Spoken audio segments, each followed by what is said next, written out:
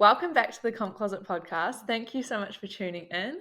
I'm your host, Sarah Moore, and today I'm going to share something that I wish I had watched before my first bikini competition. Competing is absolutely incredible, but it's definitely not for everyone. So I've competed internationally, and I know firsthand that these competitions can really push you to your limits and transform your body and definitely your mind as well in ways that you have never imagined. You don't really understand it until you've been through it. Competing is such an incredible way to take your fitness goals to the next level and really push yourself outside of your comfort zone. But it's not to be taken lightly because it does require an extreme amount of effort and sacrifice. And every bit of success comes with its fair share of challenges.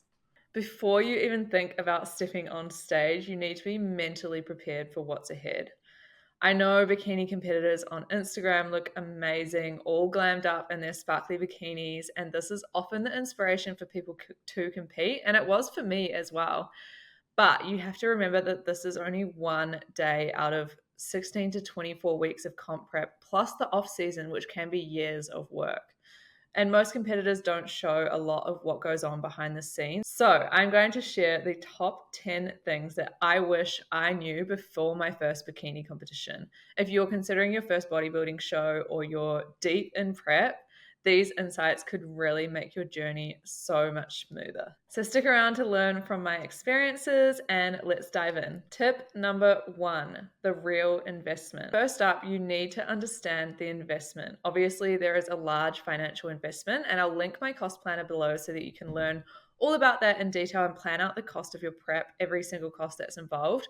But there is also the time, the mental energy, and the personal sacrifices involved. Prep is honestly like taking on a part-time job. It's super time consuming, and it isn't just time in the gym like you might expect. You also need to meal prep, weighing every single gram of food. You have to fit in cardio sessions, higher step counts. I think people underestimate how much time steps actually take when your step count starts getting high.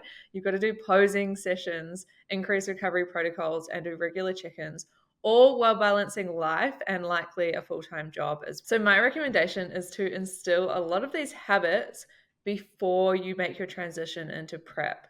If you do this before you start comp prep, your transition into prep will be so much easier. So if you're organized and plan out your days, it is totally possible to fit everything in. I work full-time, I run an online business, I host a podcast, and I'm prepping for 2 pro shows currently. You just have to be organized. Tip number 2, mental preparation. Mental toughness is absolutely essential for prep.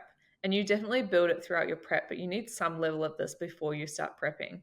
The physical challenge is expected. Like I expected this before I went into my first prep, but the mental challenge is the real battle. Things like hitting your key protocols like 15,000 steps or 30 minutes on the Stairmaster, or eating the same meal that you've had for weeks when you're tired or hungry really test your willpower. Some days you're on top of the world and some days you're just so fatigued that, hitting those extra steps or getting that cardio session done really takes a lot of mental energy. And I absolutely love how prep challenges me in this way, but I know that some people do struggle with it. So you have to expect that some days will be really hard and you have to practice that delayed gratification. Tip number 3, loneliness and friendships. Prep can be lonely. You've probably seen a lot of people talk about this if you've watched YouTube vlogs or listened to podcasts. And you most likely won't have the time or energy to attend the same kind of social events anymore. And this is why it's crucial to have a support network of people around you who understand what you're going through. So I highly recommend making an active effort to create this support network. What you can do is reach out to fellow competitors, whether it's through online communities like Facebook groups. I have a Facebook group for competitors, so I'll link that below as well. You can try and find people in your local area. Reach out to people on Instagram. I have met so many friends on Instagram that I've seen they're doing the same show as me or they're in a similar area and just asked to catch up for training sessions or steps or attending posing workshops.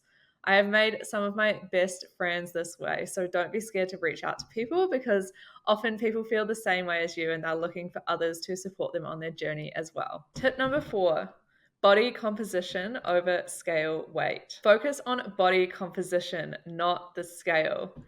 It's all about losing fat while preserving muscle. So this might mean that your weight doesn't change that much, but your body completely transforms.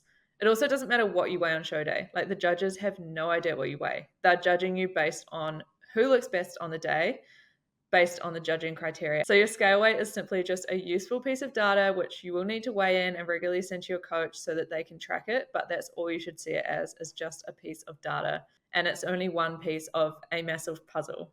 Tip number 5, the importance of a tailored diet. So generic diets will not cut it during comp prep. You need a plan tailored to your body's needs, and one that evolves as your prep progresses as well. No two people will need the exact same thing, and long-term health is super important to maintain as calories drop. This is why a knowledgeable coach who cares about your health and understands your desired federation and someone that you can trust is such a worthwhile investment. No competition is worth risking your health for, so do your research on your coach and find someone who understands obviously your federation, like I mentioned, but also has a science-based background, and they have the qualifications to ensure that your health is staying on point during your prep. Tip number 6, time commitment. First step would be to talk to your coach about realistically where you're at now and when you need to start prep. Starting your prep early enough to allow for gradual changes rather than rushing into prep will remove so much unnecessary stress and potentially negative health effects. There will always be another show. Tip number 7, the emotional roller coaster.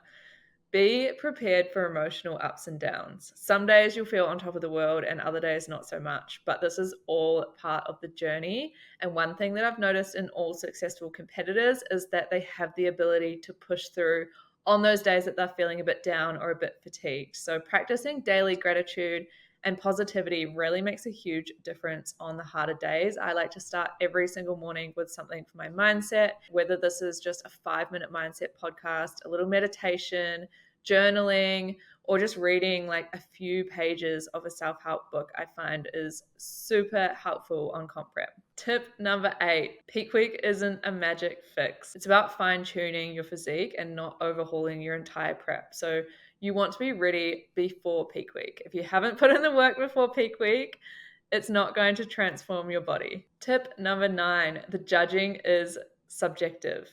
You are literally signing up to be judged against other women. And while they are scoring you based on a judging criteria, every judge has a preference, and you don't know who else will show up on the day either. This is why competing against yourself is so powerful.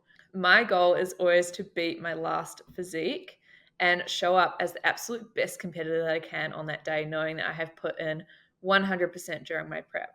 Obviously, I want to win. Like, I think that's the goal for most people who step on stage.